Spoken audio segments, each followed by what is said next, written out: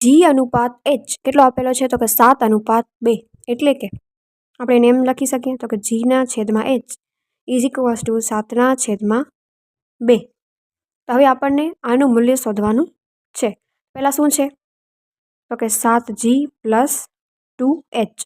એટલે કે આપણે અહીંયા જી શું લેશું? તો કે જી લેશું આપણે 7 અને એચ શું લેશું? તો કે 2. તો કે 7 × 7 પ્લસ 2 × 2 સત્તુ 49 અને પ્લસ 4 એટલે કે આન્સર કેટલો આવશે? તો કે 53. હવે શું શોધવાનું છે? તો કે 7g - 2h.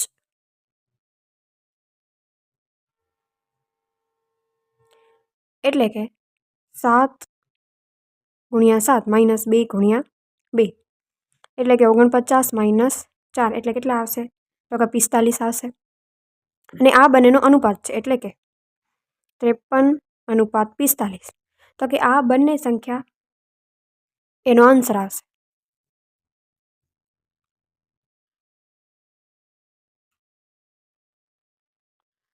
અને આવી જ રીતનો આ ક્વેશ્ચન તમારા લોકોએ સોલ્વ કરવાનું છે અને આન્સર કમેન્ટ સેક્શનમાં ટાઈપ કરી દેવાનો છે.